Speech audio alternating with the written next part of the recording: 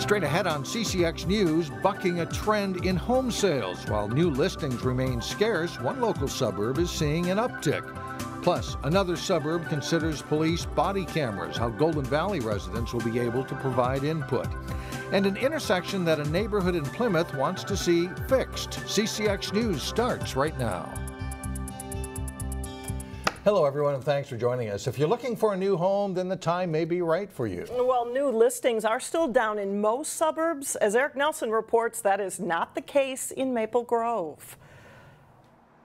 Good news for Northwest Metro house hunters. There is room in the Grove. Yeah, it's more choices for buyers. Countywide, new listings are down 2% so far this year. But that's not the case in Maple Grove, where new home listings are up 11.5% compared to 2016. The majority of that increase in inventory or increase in new listings has come from new development, new inventory coming on from new construction. According to Nick Johnson of Keller Williams Realty, the median price of a house in Maple Grove is $270,000, which is right in the wheelhouse of potential buyers. We've got a shortage of supply there. We've got plenty of buyers that are looking to get into that range, so they're really in a great spot. Johnson encourages residents in properties below $400K to put their homes on the market now. Sellers that are looking to move up out of the lower price ranges have plenty of options and shouldn't have a very difficult time selling their home. Interest rates are also lower than 10 years ago, which is potential motivation for some residents to sell. There was a big boom in new construction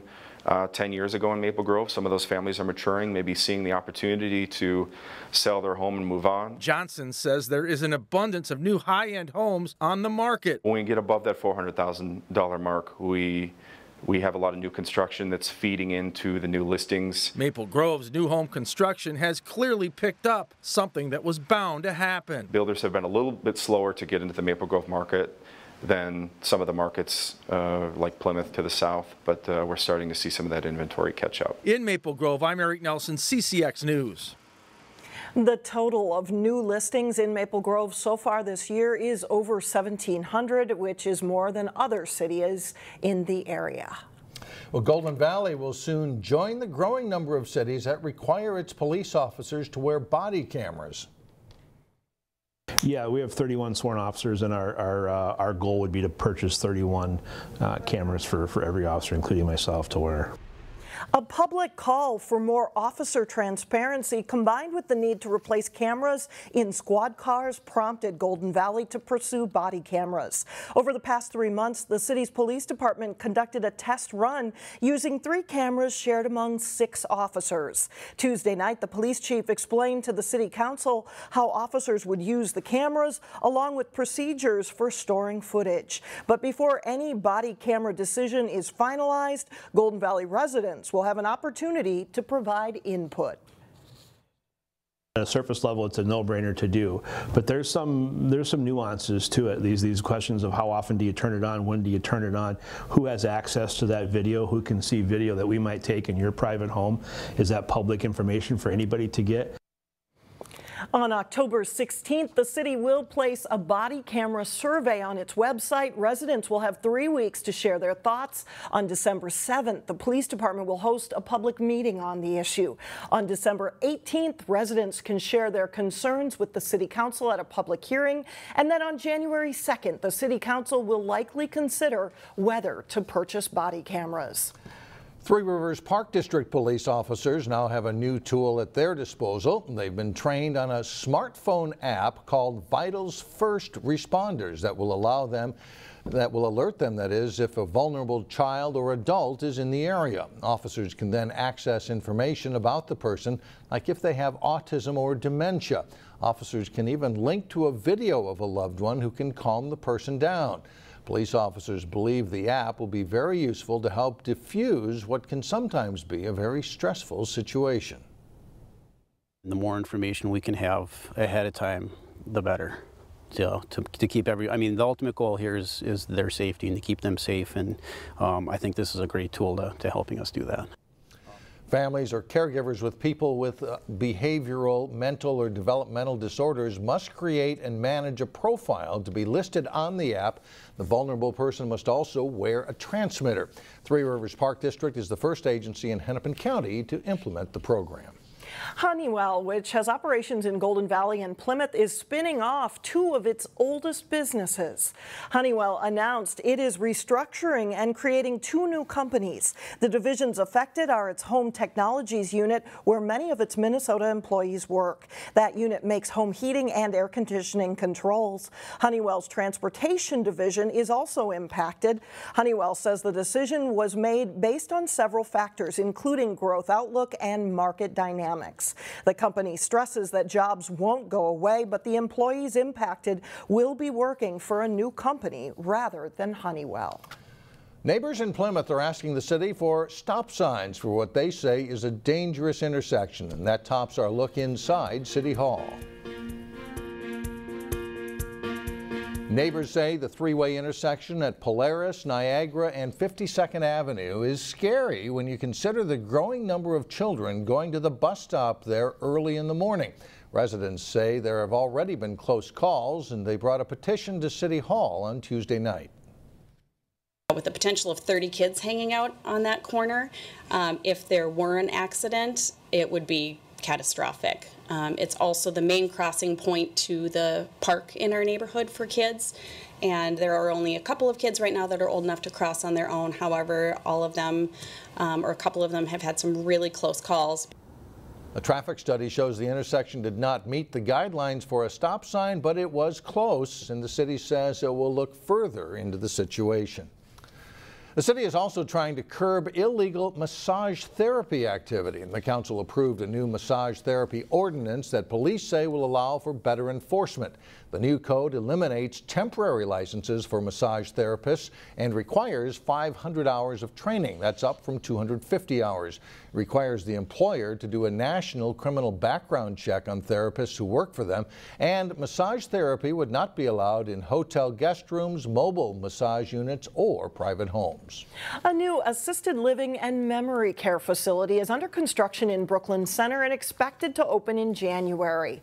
The sanctuary will feature 130 studio and one-bedroom assisted living apartments and 28 memory support studios. There will be amenities such as beauty salons and a gym to help residents live as fully and as independently as they wish. The 55-plus facility meets the needs of the community in two ways. First, it offers affordable monthly rates and financial assistance to those who qualify. We are slowly meeting a lot of people in the community, and I am fielding a tremendous amount of phone calls for people looking for work. People who live in Brooklyn Center and want to work in the community. So I think it's on both ends. Management says about 50 people will be hired to work at the sanctuary. There are also locations of the sanctuary in West St. Paul and St. Cloud. The facility is scheduled to open after the beginning of the year. Still ahead on CCX News, we are off to Park Center High School for a double dose of Standout Student. Plus, Breck and Blake battle for a spot in the state girls tennis tournament. That's coming up in sports. But first, temperatures warm up on Thursday, highs in the low 70s. We'll be right back.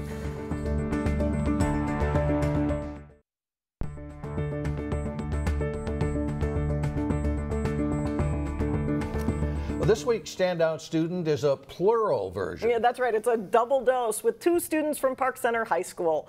Aaron McMurdo and Michaela Hoban share more than a schedule of challenging classes. On the Park Center football field, spread, stack, bubble, one-on-one. Ready?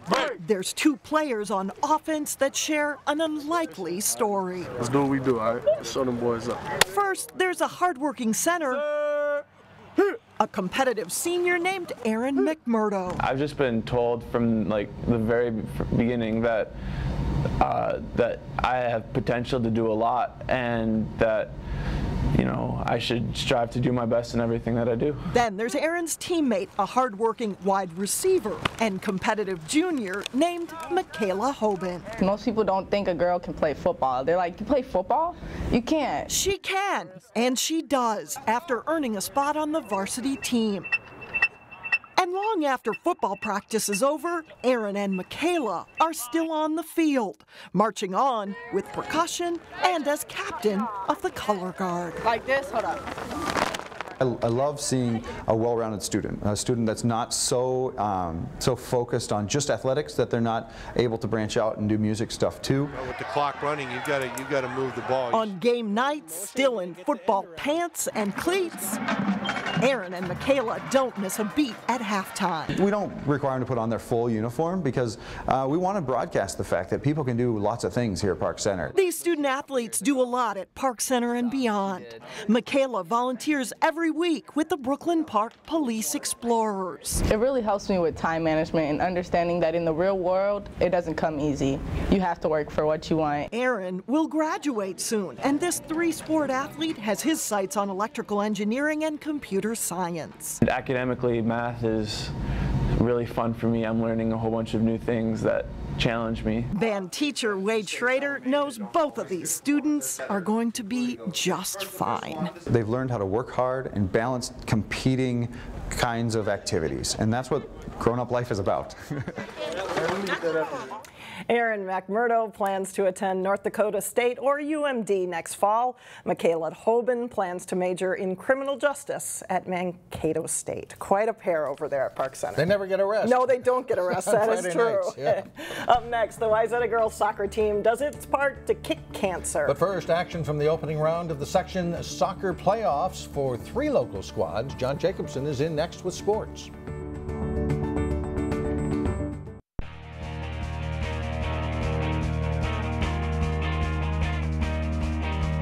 I'm John Jacobson with sports. It's playoff time in high school soccer, and the season comes to an abrupt end for the teams that lose. Several local teams found that out Tuesday night. 2nd seed Champlin Park meeting 7th seed Irondale in the Section 5AA quarterfinals.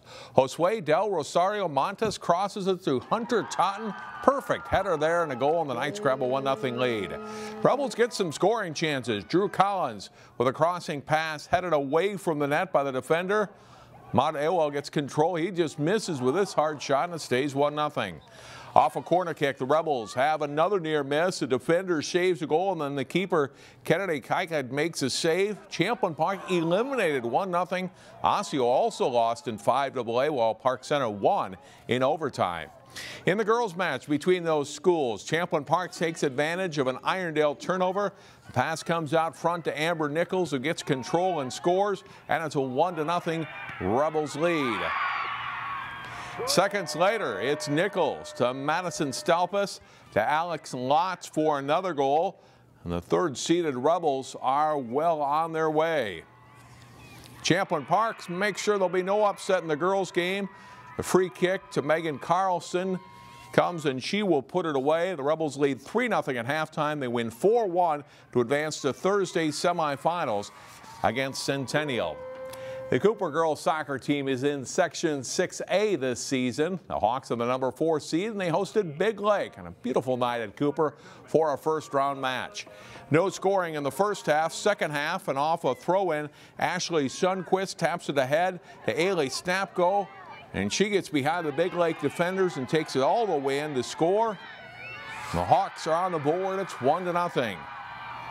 Hornets try to tie it. Reagan Sternquist with a shot toward the net that goalie A.J. Giron drives out for a save, and the Hawks clear the ball away. Cooper adds one more goal. Claire Snapko with the corner kick. Ailey Snapko bumps it in for a goal. Hawks win 2-0. Cooper hosts Maranatha Christian Academy Thursday night. The Mustangs scored an upset win over Becker in the first round. Cooper's boys also won on Tuesday. Now to girls tennis, where 2 rivals who have had strong programs for a long time met up for a section championship. Breck and Blake playing for the Section 4A title. 1 singles, Lainey Axel for Blake, Sophia Martin for Breck. Martin delivers a forehand winner, but Axel shows why she's the #1 player in the state.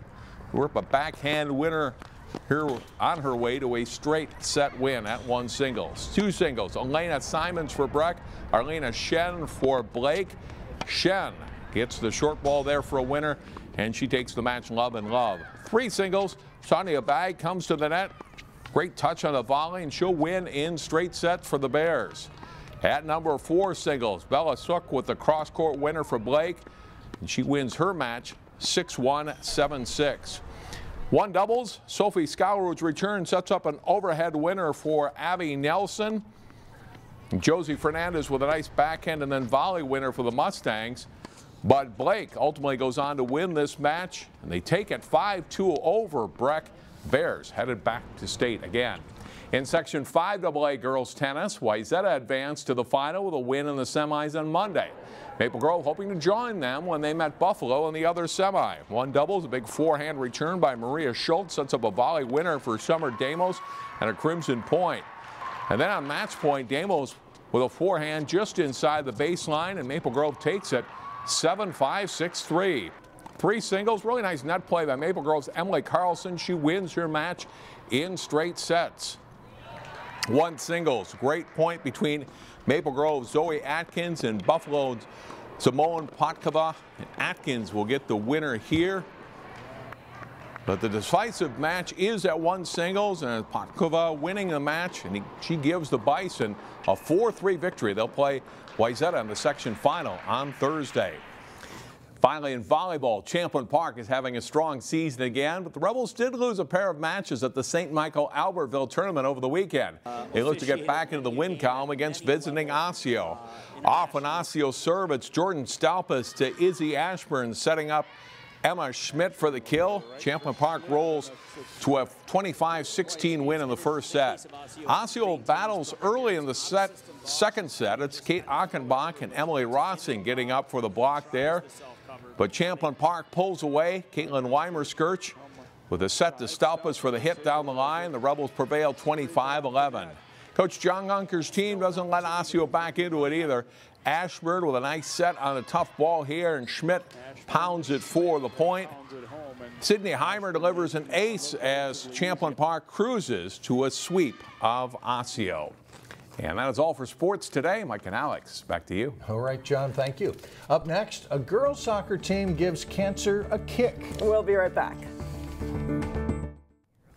Well, finally, a fundraiser for the American Cancer Society that's turned into a tradition for Wayzata girls soccer. It was a beautiful fall night for the 5th year of a charitable game between the Wayzata varsity girls and a team of Wayzata girls soccer all-stars. The team says the game also served as a way to honor people who have battled cancer. This is our favorite part of the year. It's always beautiful weather. We always have so many fans, and it's all for a good cause. As I told him, I said, you know, in retrospect, this is probably bigger than a chance for you to win a state championship, because you're doing something that is not for you, it's for other people. And I think that's probably a little bit more meaningful down the stretch for them. In the end, the varsity team was victorious with a 4-0 win. It was a victory, of course, though, for the fundraiser, too, which raised, get this, $3,500 for the American Cancer Society. Way to go. Good job, guys. That does it for us. See you on Thursday.